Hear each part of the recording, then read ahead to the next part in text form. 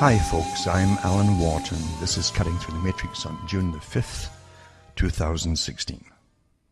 I did a talk fairly recently about when governments come out to disclose something or admit to something, when they have to, that is, when they can't get out of it, and how they'll never tell the truth.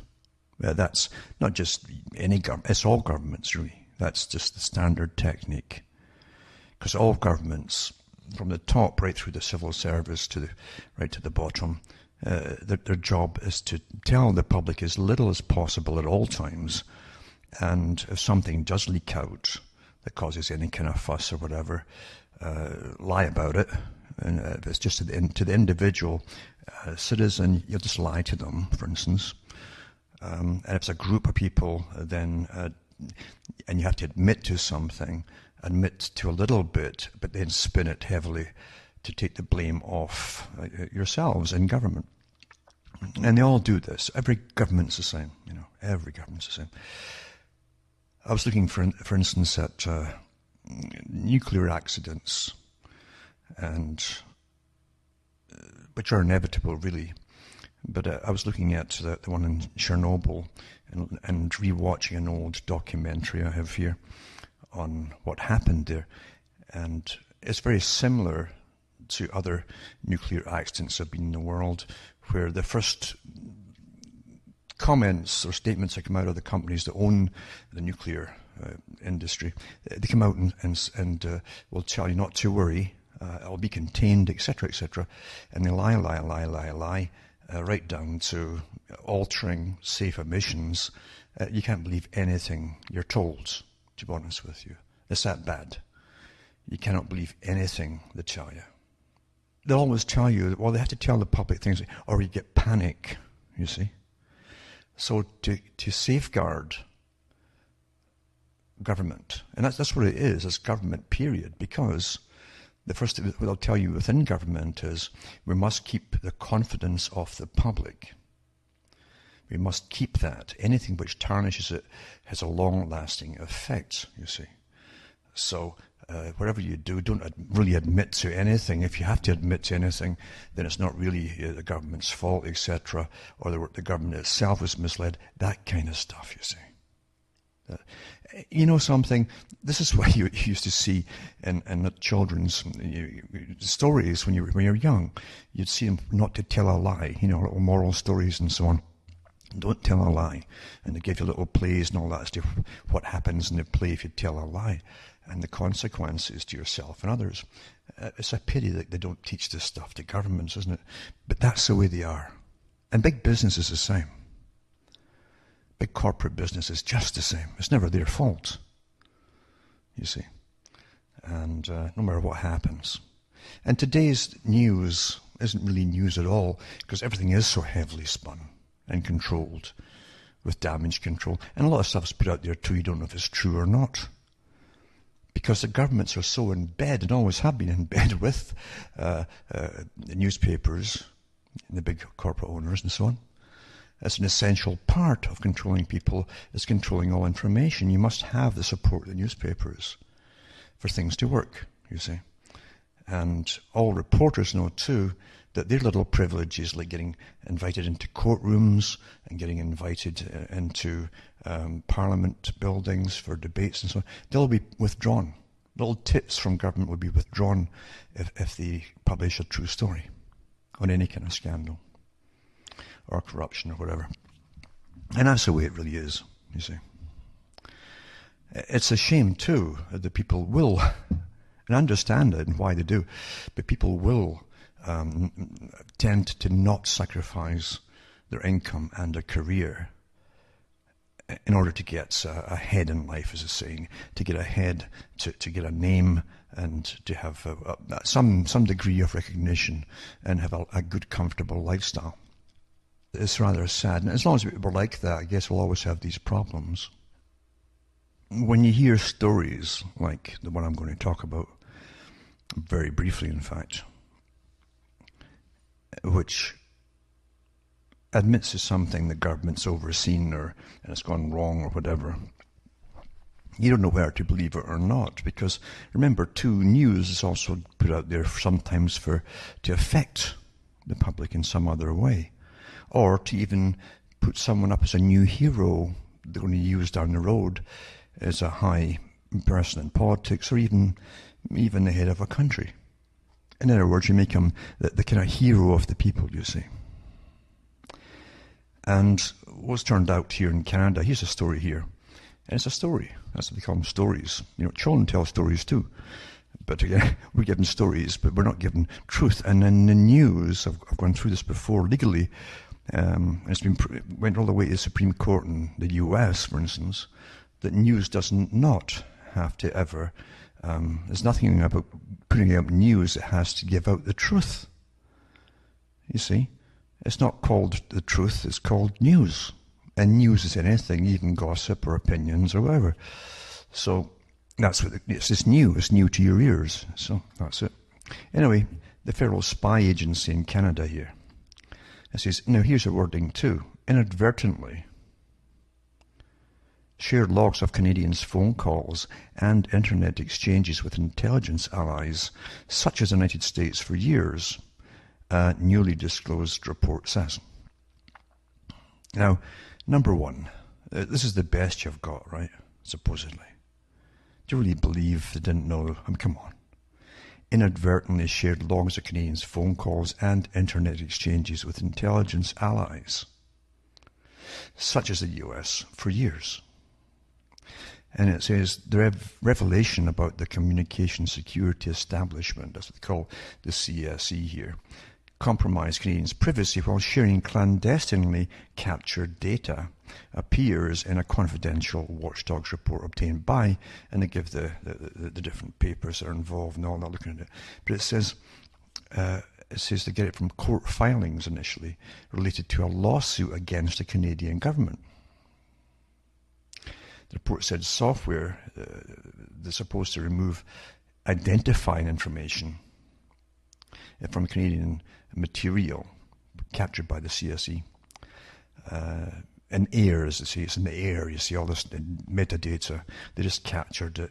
It's supposed to scrub off, revealing who's sending what, you see, which is nonsense. We know it's nonsense because how many stories have we read over the past years of the fact that they know everything about everybody, and they're getting all the data, not just the metadata. Oh, we know who sent this and where it's going to, but we don't know the content. Come off it. Come off it. Come on. So is this a real story? Is it another confusing thing to mislead the people, thinking you're still being kept in privacy? Come on. Come on. Anyway, it says here, it says the 2015 report puts in sharper focus as spy agencies' struggles to protect Canadians from foreign threats, right, while also safeguarding their privacy. First revealed January, and this is by the Defence Minister, Harjit Sajjan, and CSE officials. Or is it a story here, you see, to boost it into the portfolio for this Defence Minister, Harjit Sajjan, who rumours have it that he's going to be a future Prime Minister down the road. This is how you get the public ready to vote for someone, you see, down the road.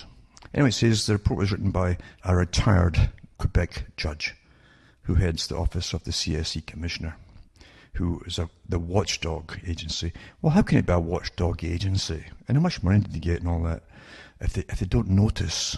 They don't notice what's been happening all these years. Oh, come on, do you believe that? Do you really believe that? Come on. But that's what they hand out to us, eh? That kind of rubbish. And it says that in it, he suggests that unlawful seepage of Canadians' phone and internet records to foreign intelligence agencies could go back to the mid-2000s. Or they were doing it long before that. And that the overall amount of compromised material is unclear. And it says, so this commissioner is urging Parliament to pass laws spelling out how it wants the spy agency to function. Well, the laws are already there, huh? But they've been getting ignored, it seems. The laws are there. So why would you pass out laws that are already there?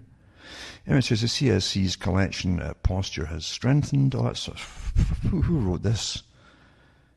The volume of metadata collected has increased considerably, he says, and he urged the federal politicians to give clearer direction on surveillance. Well, how clear can it be? Anyway, it says in 2014, the CSE, that's this agency, it's kind of like NSA, but it's affiliated with it actually. It could be the same darn thing for all we'll ever know. It suspended sharing both sorts of records when it realised its automated system had failed to scrub out what it calls the Canadian identifying information. So they're trying to say that for years, maybe for 10 years, they hadn't noticed this. Come on, for goodness sake, eh? Anyway, it says the CSE is part of the world's most powerful spying alliance. Since World War II, 1940s, the Five Eyes, electronic espionage agencies in the US, in the UK, Canada, Australia, and New Zealand. That's actually more now. Even Israel is part of it now. I was reading a while back there. As we have been working closely together, the collective members cannot eavesdrop on their own citizens. What a joke. What a joke. I've read so many articles over the past years on that very thing happening. Ugh. But their governments have relaxed their rules covering telecommunication trails, such as metadata, in the hopes it could help the Five Eyes track Al-Qaeda terrorists. What a joke. It says metadata collected and shared on a massive scale can show intelligence analysts who is talking to who, even when the contents of the underlying conversation are unknown. There's no agency involved in spying ever stopped to just finding out who's talking to who, but they don't know what they're talking about. Come off it. Oh, yoy. Anyway, in 2001, Parliament in Canada passed a law which gave the CSE increased abilities to collect the data, subject to orders from defence ministers that spell out what it can and cannot do. And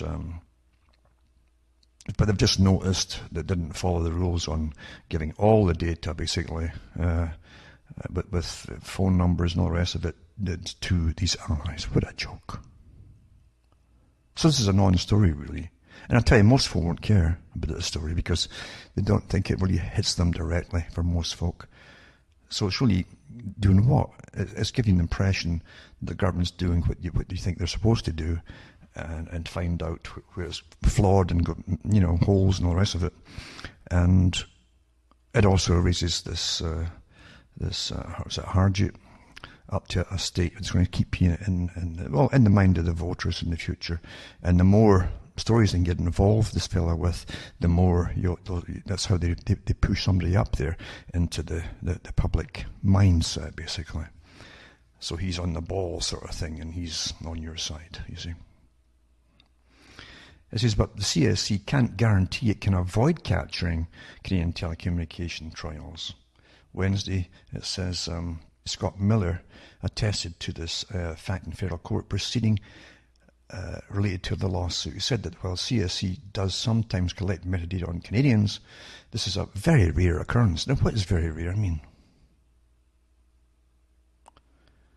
See, we have no proof of anything as in the public, you understand. And we're given no proof of anything.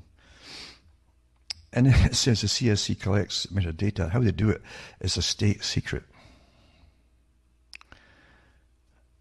But it's known that it's gathered in huge volumes indiscriminately.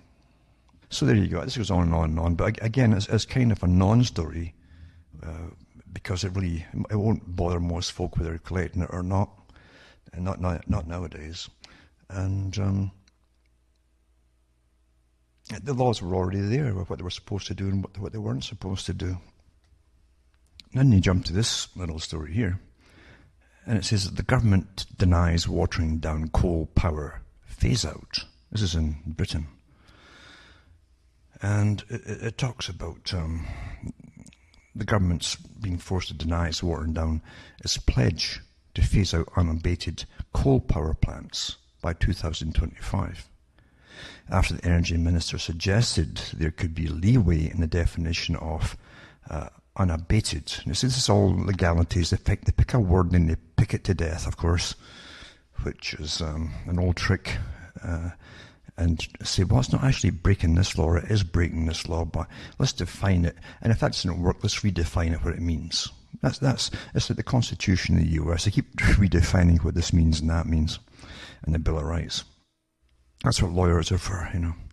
And it says here, unabated coal is widely understood to mean any, well, I see this, there you go, widely understood. But by whom, right? Which means any plants that are not fitted with carbon capture and storage technology, which captures the harmful emissions that cause, and they say, global warming. One volcano, if we cut out all the carbon and CO2 and all the rest of it, which would mean killing us all off, by the way, because if we breathe the darn stuff out, then the plants would all die off too. You know, if you simply banned everything,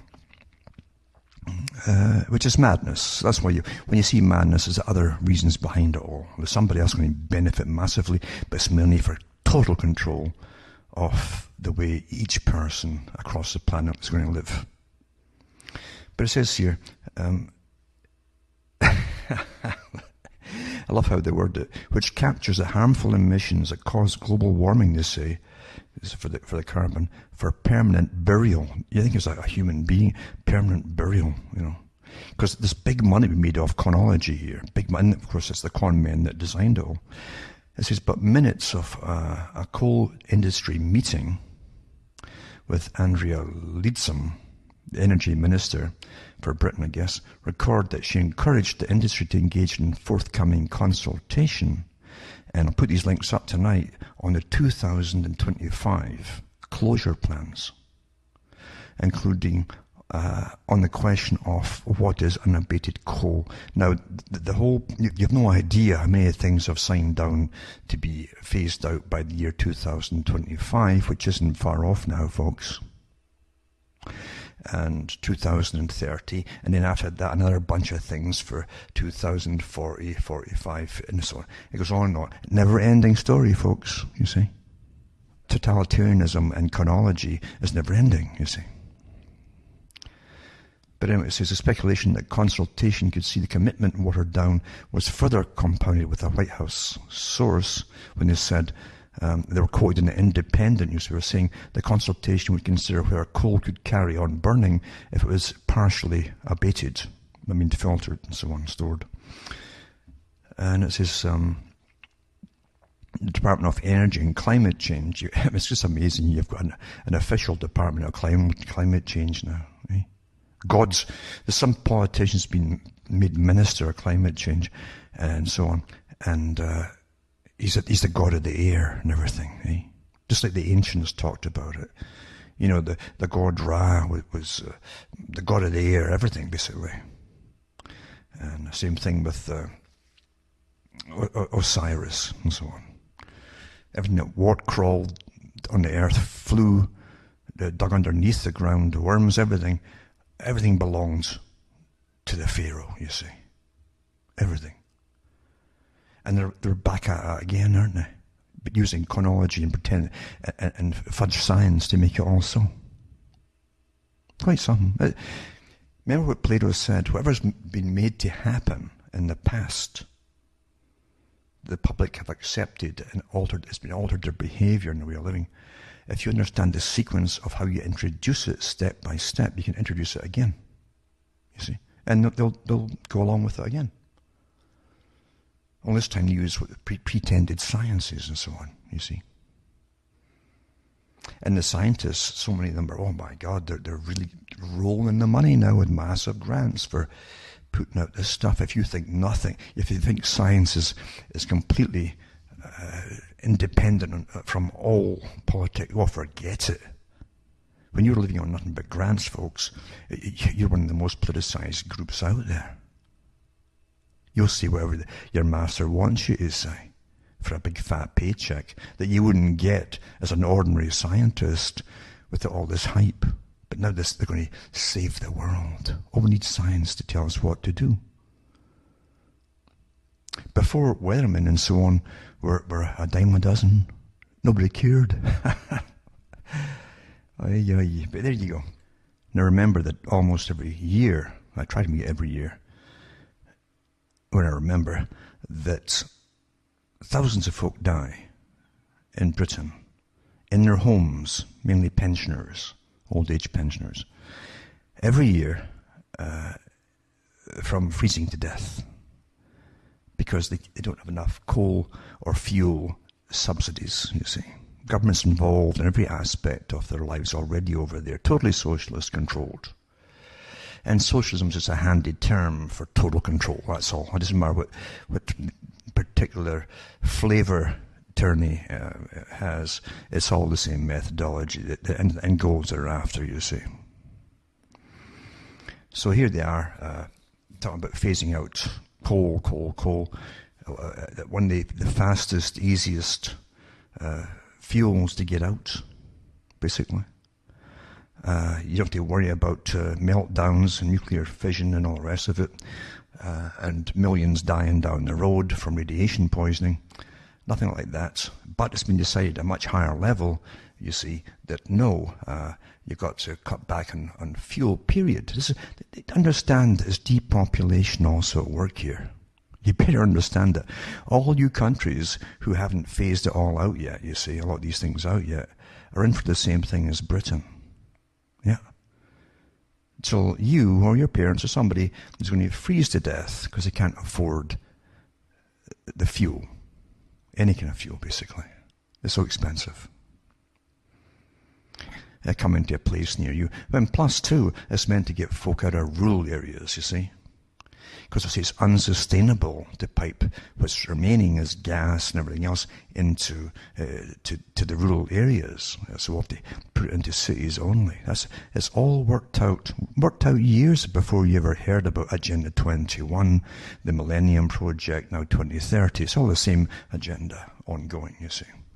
Step by step, getting you to admit, to accept, adapt and accept one little bit of the plan after another till you're totally immersed in a whole new way of living.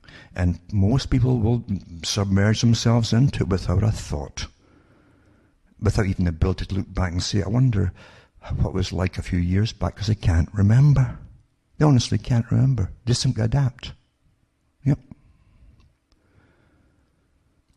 So remember, Agenda 21, 2030, Millennium Project, get them off the land, crowd them into the cities, and then you start with the control over every aspect, food, rationing, everything coming into play, fuel of all kinds coming into play as the economy goes down and down and down and down, you see.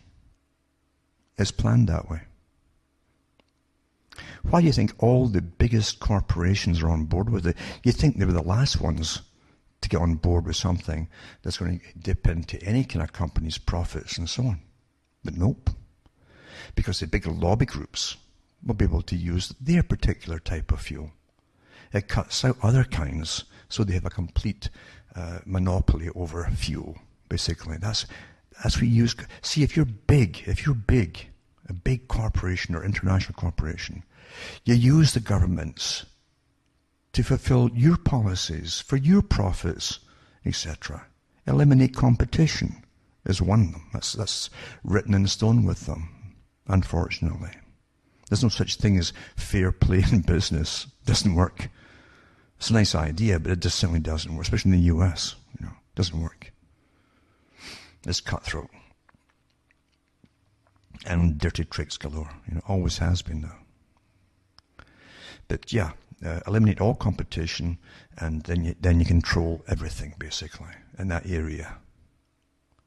And it's a science. Easy done. Simple formulas. And government's only too willing to comply with the big demands of the corporate lobbyists. Now, I think it was last week, just over that, there was the G7 meeting, the Group of Seven meeting in Japan. And all the top countries went, of course. And they discussed, again, nuclear fuel and all the rest of it, and cutting back and all the rest of it. All that kind of stuff again. The message is just repetitive. You may remember that 7 years ago, Obama eventually was awarded a peace prize for declaring, again in Japan, a trip to Japan, that he would push to eliminate nuclear weaponry. And now, of course, the Japanese are admonishing him for refurbishing and updating all this nuclear weaponry in the US. It's just amazing, isn't it, the nonsense we see for these guys looking for brownie points and then going the way of their big lobby groups and so on. But anyway, he's talking about in Japan, he's telling the world that, again, we've got to cut back on nuclear fuel, for giving us power and all that kind of thing too, while he updates the arsenal for the US. Quite something. Everything's a bit of a joke, isn't it really? Hey? And to show you how Agenda 21, 2030, whatever they want to call it now, to confuse you, of course, and throw you off the trail, we're already getting penalised in rural areas for the cost of living, in lots of areas of living. Everything's more expensive in the north here, Ontario, and there's no reason for it really. There really isn't any reason for it at all. But anyway, it says here, the residents of Whitefish, Ontario, that's Greater Sudbury, not far from me, Whitefish, they were getting a big protest across to part of the electric system here, Hydro One they call it, which again is got a strange license. I think if it's partly government or it's all government, and I don't know. It used to be, at one time we had a different system altogether, and we had decent rates, but then they privatised a part of it and it went through the roof. Anyway, it says the protesters gathered outside one of the Hydro One offices to stop the protesting the sell-off of Hydro One.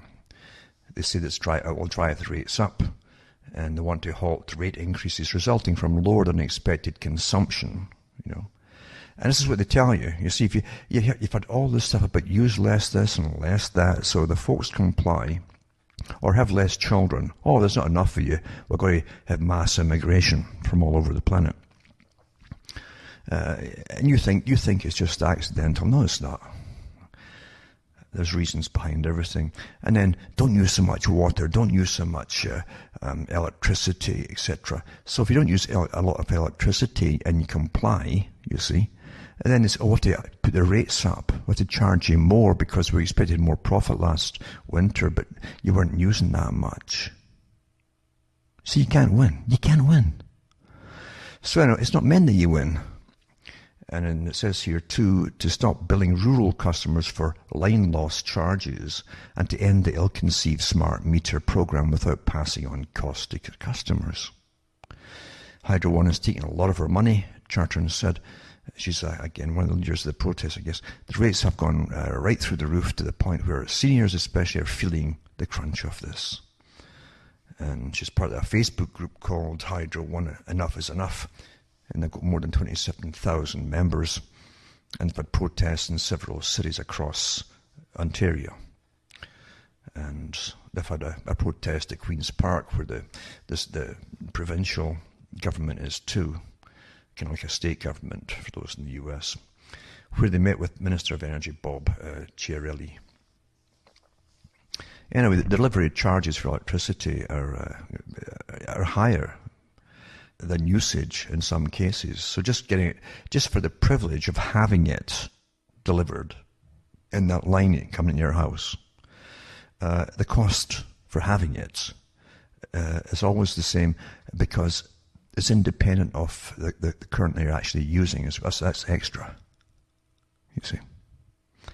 And it says that's unacceptable. The delivery rate and the hydro rate is more than our mortgage, more than the mortgage. Is pushing seniors out of their homes and putting them into seniors' homes where the government is getting all of their money. By the way, that's what they do. They copied the British system, you see. And by the way, that's what Obama's and his boys are all going to be doing. The guys that pressured Obama, at least anyway, the big lobby groups. because believe you me, what a fantastic boom they're going to have in grabbing all the homes, the older folk, you see, and then all their offspring say, oh my God, they're leaving nothing to us. Well, that's the plan, folks. The government's going to grab it all and sell off your home. Well, it's going to cost us a lot of money putting grandpa in there. It might only live 3 months, doesn't matter. They grab your home and they sell it. They keep all the cash. That's the system in Britain. That's the one introduced into Ontario. Bob Bray's government did that. Really another socialist, of course. I love how socialists always help their big capitalist buddies. It's quite funny. Anyway, it says here, much of the city is served by Greater Sudbury Utilities, but about 30,000 residential customers in Sudbury buy electricity from Hydro One.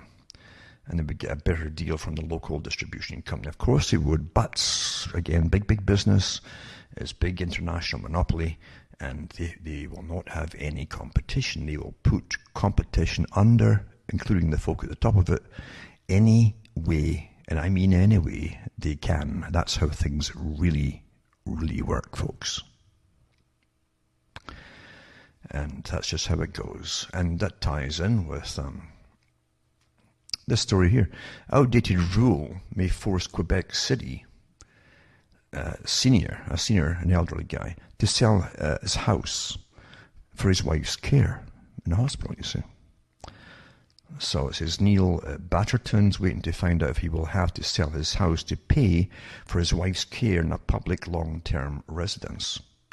His wife, Muriel, has Alzheimer's, and Batterton, 71, was her caregiver for nearly 6 years until he was diagnosed with cancer. So he's got cancer and his wife's got Alzheimer's. He was forced to enroll his wife in a long-term care institution known by its French acronym CHSLD after his doctor told him he was putting his own health at risk. And he says he cried for days, even weeks, when he took the final decision. It's up to the last minute he hesitated, but the couple doesn't qualify for financial help from the government to pay for the costs of long-term care. And Batterton says he can't afford to pay for the costs on his own. He says, they're forcing me to impoverish myself, he said. I don't have a choice. Doesn't make sense. The Battertons have a combined monthly income of about $2,000 drawn from their public security and pension plans. It costs him roughly $1,008 a month for Muriel's care in the facility. In spite of their modest income, however, the couple doesn't qualify for financial help. That's because the Provincial Public Health Insurance Agency, REMQ, stipulates that individuals with more than $2,500 in liquid assets are not eligible for financial aid to offset the costs of long-term care. And that rate was fixed, by the way, in 1983. And it hasn't changed. Even the cost of living is way up yonder, and the dollar's worth less and less and less and less as they print more money or paper. Doesn't make any sense because he doesn't have large incomes, says Judith Gagnon, who heads the Quebec Association for the Defense of the Rights of Retired and Pre-Retired People. Anyway, the Quebec Ombudsman released a report 2014 that described REMQ's guidelines as lacking a consideration of the human aspects of placing someone in long-term care. There's a lot of work to do, he said. Kang says, we have to get back to 2016. And it's just amazing. Well, that's what happens, you see. You know, in the papers, you have all this great PR for the politicians. Their names are always mentioned, the folk involved, but bringing in immigrants with no money and from third world countries by, as many as they can, and throwing money and yada yada, and all they do to get them settled in and housed, etc. Blah, blah, blah, blah, blah. But the folk that have been living here, once you're here, folks, believe me, once you're here, it's just awful what they can do, isn't it? And this story should be as big as the immigrants coming in, not just to what's happened to this fellow and his wife, but just to lots of folk across the whole country. It really is amazing how we can just throw billions in all the wrong directions, but you won't spend it at home. we all know that the nuclear fuel is a problem when it's used up because they don't know how to dispose of it. And something that lasts about 500,000 years is not something you can just bury and hope you forget about it, because someone in the future might just dig it up by mistake, not know it's there. And you get fault lines in the earth, etc., where they bury this stuff deep, and they crack, and leaks happen. There's so many documentaries out there about the barrels that they dumped into the sea off England and different places, and radiation levels have just been increasing, and the stuff's getting washed up onto beaches and so on. So anyway, it's really a crazy system as to use at least the present system of nuclear power. It's just crazy. And here's to do with Fukushima too.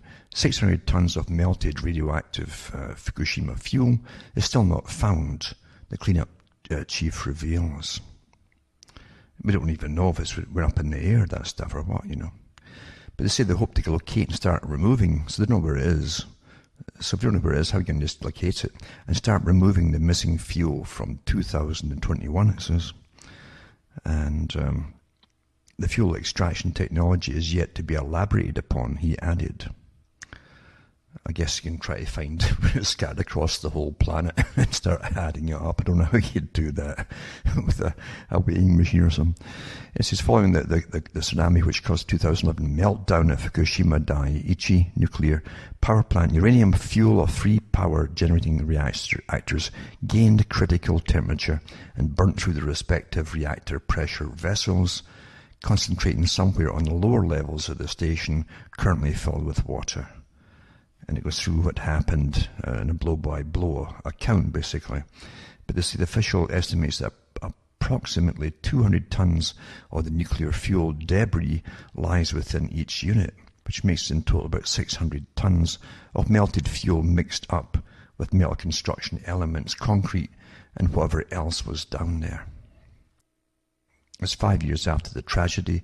They still haven't stopped all the leaks, by the way. They don't know how to do it. It says the exact location of the highly radioactive runaway fuel remains a mystery for TEPCO, the company that runs it. But you understand, you'll never get told the truth on big screw-ups. You'll never get told the truth.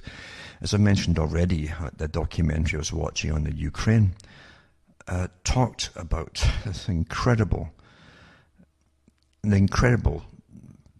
makeshift techniques to try to dampen the damage that was done on the plant, that plant and that went up. And they used thousands of volunteers to drop sandbags and things like that, thousands of them. And they brought 500,000 of, I think, army volunteers and different volunteers, and even mining volunteers. And before these guys, they're all in their 20s pretty well. Before they hit 40, I think 250,000 of the 500,000 were gone or dead. Even though the government admits that, but they'll only admit that 4 died because of the accident. It's quite something how they can play games like that, isn't it? Isn't it something? But and they're still having children born over there with all this. Actually, the same kind of genetic malformation you saw with thalidomide, because you can really change the genetic structure through chemicals or radiation, as we well know. And these young children look just like the thalidomide children of the 60s or whenever it was. But it's just, they can't even send their robots in Fukushima, same as it did with the Ukraine tragedy, because the radiation literally screws up all their electronics completely. Gets through everything. But the guys in Russia, I mean, you got to say God bless them, because those guys all gave their lives to try and stop it spreading, and more and more folk getting contaminated. It's tragic. But of course, when you're young, you don't think you're going to die anyway. It's the same as, and that's the army, that's what happens. Otherwise, you'd never join up. If you started recruiting nothing but, say, 40, 50-year-olds, they would join up. Which is pretty good, then they wouldn't be killing each other on behalf of big corporations and governments. But that's just the way it goes, isn't it? Now, to say that's what happened at Fukushima here. They've lost all this stuff. They don't know where it is. They've lost so much of stuff into the air. It's spread across the world pretty well. And it's spread across, even the one in Ukraine spread across a good part of Europe. Gorbachev, on the documentary I saw, who was the president at the time of the Soviet countries, he said that, it could have rendered Europe uninhabitable. If it had had a second explosion, that's what would have happened, he said. And that was backed up by another so-called expert at the top there as well. It floated across Sweden, contaminated there, into Norway, down south, all the way to France. They didn't put a word out about it, by the way. Into Spain, across the Channel, through Britain. The only thing Britain ever did was to tell them to try and avoid drinking milk for a week, like that. Stuff that's got a half-life of 500,000 years, but just when it falls in the grass, just don't drink milk for a week. But they treat you like morons, don't they? Don't they? Really, they do. Come on, let's admit it. Let's all admit it, eh? It's like trying to humour some, again, senile person. Let's pretend they're all senile, the general population, and tell them children's stories. Like, don't worry about it. The experts are managing it fine. There's nothing to worry about, Meanwhile, they and their relatives and children, if they have any children, down the road will be deformed and dying of cancers and all that. Why not just tell the truth? Wouldn't it be nice to live in a world where truth was actually spoken about? Not selected truth on anything, but truth in all areas, eh? Not just agendas, because they can make agendas sound awfully truthful by excluding all other parts of their story, you see, which can contradict what they're trying to push. So, real truth. Wouldn't that be really nice, eh? Wouldn't that be nice? But that'll never happen, eh? Pie in the sky. It's kind of like what Machiavelli said, because he wrote, like many of them, like Francis Bacon did too. They wrote for kings and princes, and basically like a resume, showing how clever they were for as an advisor, if they would just take them on. So that they would give you these little anecdotes of how to manage the people, the mob, how to confuse them, lie to them, use them, and all the rest of it. How to increase taxes without them noticing. All these things were done long ago. Nothing's new. But he's talking about craftiness in business, you see, and things like that. But he says, everyone understands how laudable it is for a prince to keep his word and live with integrity and not with cunning. Nonetheless, experiences show that nowadays those princes who accomplish great things have had little respect for keeping their word, and have known how to confuse men's minds with cunning. In the end, they have overcome those who preferred honesty. There you go, eh? Has anything changed, folks? It's actually worse now because they've got all these sciences to do how you scientifically confuse the general public through neuroscience and all the rest of it, and the massive marketing companies that have sciences all within themselves that know us from A to Z, basically. Quite something. But that's what you get, isn't it? We get told to play and be happy and don't look at anything negative, especially anything that might kill you or deform you or something, but or turn you into something that looks like the Hunchback of Notre Dame. Just happy and watch television. That's what we're told all through our lives. That's how you've all been trained. You see, Ignore the negative. Anything that you should know that could be dangerous is called negative. So don't look at that. It makes you unhappy. It's so simple, isn't it, to manage the people with the sciences that they have today. And with the nonsensical medias where they train you and teach you, they tell you the truth. Come on, eh? Come on. Now here's the thing, when they start reducing any options on power, you see, then you have a monopoly with the gas industry, say, for heating yourself and so on. So that's when they shoot up in price. We got it, you want it, pay what we demand. That kind of thing, you see. And if there's no competition, that will definitely happen. So you'll have a cartel running all the gas industry. If it's not there already, I'm sure it probably will. Is natural gas and so on. And then again, they can't run the natural gas into the countrysides. They'll say, oh, it isn't feasible and blah, blah, blah. You see? But they can run it into cities. Again, you're going to get pushed into cities. They want you off the roads. It's been made quite plain by the push to not get rid of your automobiles too by, but 2025 or something. And it's all planned. See, the future's always planned. You think you're your own person and you're free. You're brainwashed. You think that you're free. They keep telling you that. But if you're really free, you could make your own choices on things. Well, they say, well, you can still make your own choices. I mean, we're not stopping you living in the country. You just can't heat yourself, you see. You can't do that. You can't heat yourself. And you can't travel to any cities to get groceries or anything. No, because you won't have a car. Quite simple. You're coerced into everything that's been planned for you. Everything. You're coerced into it. Forced, in other words. You understand, they want a tidy world map. We know urban sprawl and rural sprawl, all scattered. No, they want us all stuck in the same places, you see.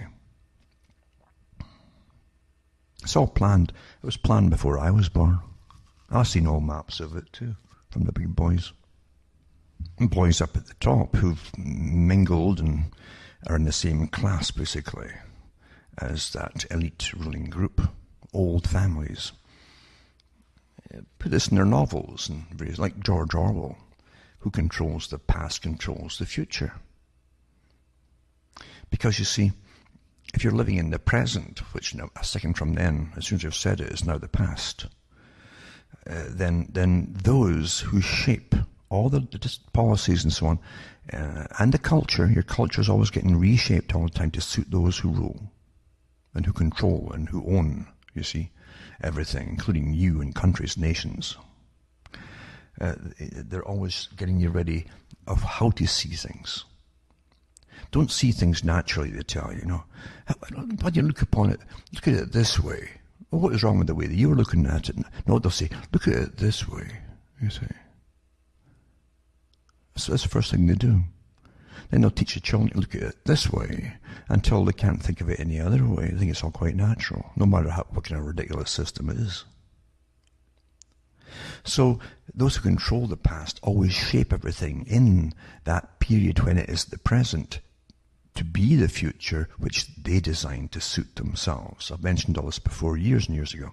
An archive session at cuttingthroughthematrix.com is full of my investigations and all this kind of stuff. And who controls the present controls the past. Because those who control the present are always having the proper new historians in every generation to rewrite the history. And every time it's rewritten, it omits an awful lot of awfully important stuff. And it changes things too, in other ways as well. I've got books from many generations, and it's just astonishing how so many chunks of it is just gone now, you can't find it. And other parts, things either never happened or didn't happen the way it said at the time. I mean, it's quite something to see how it's already been done. So George Orwell wasn't simply making stuff up. He was talking about it the way he knew it was already done and had been done long before he came along too. You have to remember too that so much of your indoctrination, as I've mentioned over and over for years, is from fiction. Your firewall is down. The mind has no firewall. Remember that? And so you're being entertained. Why should your firewall be up? It's put out there for you to have fun with, right? And bingo, all the embedded politically correct updates are just boom, banged out there, and you just soak them up. Over and over and over and over again, until you'll start parroting it yourself. You will. 4 legs good, 2 legs bad. You will. Yeah. And that's how it really works. It's so simple, isn't it? So simple. And people have, as Russell said, Bertrand Russell, and others who worked in the big associations and think tanks, who gave us and drafted up and wrote about the changes that would happen from the 1930s to the present time. Everything from fashion to everything to promiscuity would all be push, blip, incrementally, right to the present time and beyond, in fact. He said that we shall train them to listen only to experts, not so they can't think for themselves. They won't trust themselves. They'll always listen to an expert, even if their own common sense already had a diagnosis on something, say. They'll say, I think that's that. But along comes the expert and says, no, and it confuses them, and they'll listen to the expert. And everything, that's how it works, you see. So he said, we'll train them so they can only do things by the advice from experts, on the advice from experts. And he said that their government will tell them they're free, and their government will keep telling them that they live in the best country in the world. And that's exactly what you hear. Oh, it's still the best country in the world. Doesn't matter what country it is. Oh, it's still the best. You're the best healthcare. You get the best this. You're best. That's what they keep telling you. And you're brought up to believe it all. Why shouldn't you? I mean, no one grabs you as a child and says, "Hey, whatever happens in this world, hang on to your brain," because they want it. No one tells you that, so you're unsuspicious. Why should you? Why should you be kind of paranoid about things? Why should you be? Why should you be paranoid about things? Your parents might not be, probably aren't, because they've swallowed their indoctrination and they start passing it on to you. As soon as you can understand mama and dada, That's how it works. And then school takes over, as I say. And then you're indoctrinated very fast. Repeat after me, repeat after me, repeat after. Don't think, repeat after me. Now getting back to nuclear energy and so on. Yep, it's deadly stuff. Deadly. But remember this, as I say, monopolies are already planned, which monopolies are already planned and decided who are going to control everything. And I'm sure they're giving their stacks of their bribes out too, because that's how things also work. To make sure everybody of import goes along with things, And as I say, when there's no competition, you're at their mercy. That goes for anything.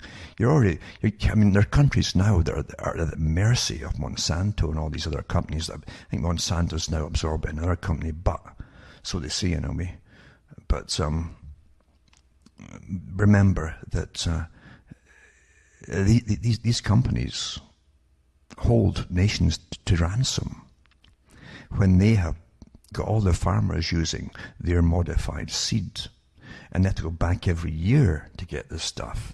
They can't just save the seed. They got to. It belongs to the company through patents. They can't use that seed again, and they have killer terminator genes in it, so they can't do that. Whereas before, farmers were and had the ability to be independent and totally self-sufficient.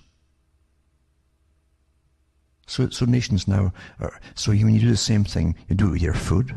The meat packers have got all the meat rigging up that they want, because they run it all. The meat packers are a combine, Not the producers of the meat and beef and pork and so on, but the meat packers are. They're the boys that do it.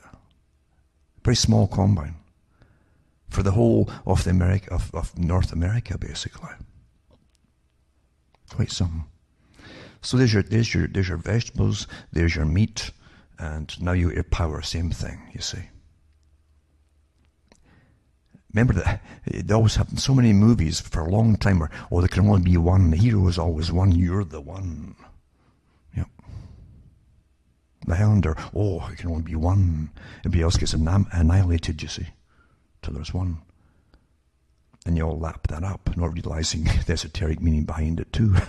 Of the guy sitting laughing in the big business suits at the top.